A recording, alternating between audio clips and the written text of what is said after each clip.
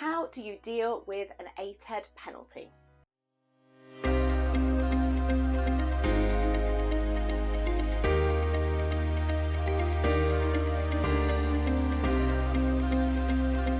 Hi, I'm Kimberly Shapcotts, qualified chartered accountant, property investor and entrepreneur.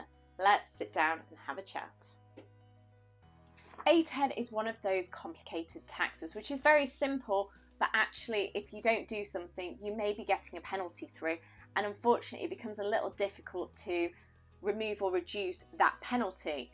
So on our video today we're going to have a look at some of the reasonable excuses, what might be a valid reason and what will not be a valid reason. So when you do start to look at potentially having to appeal a penalty, what may work for you, what won't work for you, so you don't waste your time on things that you may not be able to mitigate at all. So the key thing here is, if you do find you are doing a late return and you have got a reason why the return is late, what we would generally recommend is to put in a letter, send in the reasons why the return is late straight after you've submitted the return. The reason for doing this is because then hopefully it might even remove the penalty notice that ever comes out to you. Don't wait for the penalty to arrive knowing it's going to come. If you don't get around to doing that, then obviously you may now get a penalty letter to say you've submitted your ATED return late, here's the penalty for submitting it late. If you have anything to appeal, please appeal within this number of days. So on that basis, you need to make sure you put your appeal in within that time frame, is the first crucial tip that I'm going to put in this video. Now, after you have done your appeal, you will then wait to hear back from them. But I suppose the big question is, what are we going to be putting into that appeal letter? What are we putting as our reasonable excuse, based on what from case law, from HMRC guidance would be an allowable excuse and what would not be a reasonable excuse? So I've got a few examples on screen and we can see that we've got a serious illness or incapacity. So this may be that you were in hospital or something happened around the deadline period, so our deadline period being the 30th of April each year. So if something happened, you're at emergency surgery, something very serious happened, you're hospitalised for 4-6 weeks, then this may be a reasonable reason why you as the responsible person for filing was not available to do so, and you took reasonable steps, but unfortunately things were submitted late. Now, next one we've got is loss of records. So this may be you've had a fire, you've had a break-in, something's got destroyed and you've not been able to reconstruct them, so it's taken a period of time to get all that information together. Computer breakdown is a one that they've got on there, maybe a reasonable excuse, and this is where you've kind of got your records are all on your computer, it breaks down, you've taken steps to try and get it fixed but you've struggled, so it's created a delay in your ability to actually be able to do the return. So again, something that could work. The key thing probably here on some of these is timings. If you are late by a month, then some of these would be reasonable excuses. If you are 12 months late, they probably are not going to be accepting that as a reasonable excuse. So there is an element of timing with these things as well. We've also got sudden unforeseeable circumstances, events. So this might be your bank suddenly closed your bank account, there's been a fraud, a burglary, a fire, something big, major that has happened in your life that has created instability, uncertainty, that has just not enabled you to do your legal requirements for your ATED return. So that is very much in there that you need to be kind of putting as much details of what has happened so that they've got examples of what has occurred. Now let me move on to our next screen, which you'll see a few examples now of things that are not accepted as reasonable excuses, which I know I've seen in the past in letters, and unfortunately they just don't accept them. They'll say no and expect the penalty to be paid. So these ones are a lack of funds, so not having the funds to pay it, that's not due to an unforeseen event. So I don't know, your banking access has been cut, that would mean you can't pay something. So that may be a reasonable excuse, but if that's not the case and you've just not got enough money in your bank account, that's your own cash flow issue. That is not something that HMRC would allow as a reasonable excuse. They'd just say, give us a call, go onto the payment support scheme and set up a payment plan.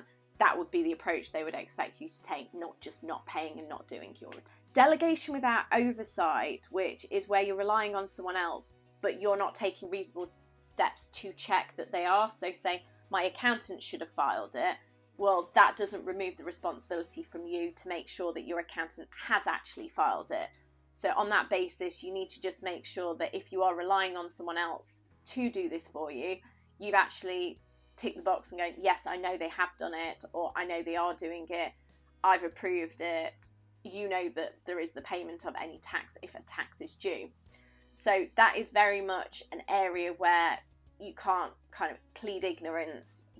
It's your return. The fact someone else is doing it for you is just to make your life easier. It doesn't remove your responsibility. Ignorance of the obligation is not an area that they allow. So ignorance of the law is not allowable. Just because you didn't know you had to do it doesn't mean that you're not going to be able to pay the penalty. On that basis, you just need to be aware of these things and keep an eye on what is the valuation of your properties to check whether or not you should be doing a return or not. Repeated or continuing difficulties also comes under the not acceptable as a reasonable excuse, because if you have the same problem every single year, well, you know you've got that problem, so resolve the problem. First year you might say, we had these issues that, they may accept that, but if that's the same excuse in the following year and the following year, they do keep evidence on their files, on your files, so the fact you have the same excuse every year for every return means, well, no, you should solve the problem, not keep using the excuse. So as you can see, certain things there are going to have an impact on you. The reason for giving you an idea of some of these examples is because these are things that we found historically are the reasons people can get penalties reduced to zero, and some reasons why HMRC will just say, no, please pay the penalty within this time period, so as not to waste your time going through the process of the appeal to still find you've got to pay the tax. So this is where you just need to be conscious of what is happening, especially if there is reasons why things aren't happening. Make sure that they get down in detail if you are putting an appeal in, so that hopefully it gives you the best possible opportunity to reduce that penalty down to zero. If you've not actually got any reasonable excuse based on some of the things we've just discussed, I'd possibly say just get the penalty paid, and also put your diary notes in for next year to make sure that any submissions that need to be filed are submitted on time, so that you're not helping contribute to lots of money to HMRC through the penalties regime. And I would just say it is very clear that ignorance is not bliss. Ignorance is not an excuse. We have got specific case law which basically says if you are aware that you're meant to be doing this, that is not their issue, that is your issue. There is sufficient guidance on HMRC's website, all available publicly online, to check your requirements. So this really is just a tax to be aware of, so you make sure if you do need to be dealing with it, you are dealing with it, because it may be you don't have anything to pay, but you may get a penalty for a late return or no return. If you find that you should have been doing a relief declaration return, there may still be a penalty because you've not put that return in each year to tell them that you have relief from ATED. And they do like collecting their penalties in this area, because it's you have to do one or you don't have to do one, and if you don't do one, it may be quite cut and dry that you should have done one, and if you've got no excuse or no reason why you didn't do it apart from, I didn't know I was meant to do one, unfortunately the penalty is going to stand. So this is very much an area to make sure you're aware of, so hopefully we can mitigate any penalties in this area for you to basically not have to pay any tax where you don't need to. Hopefully today you've discovered how to deal with your ATED penalties and what you can and cannot be saying to try and remove them if possible. If you have any questions, then please do leave a comment. Please like the video and do subscribe to the channel. And let's make tax less taxing.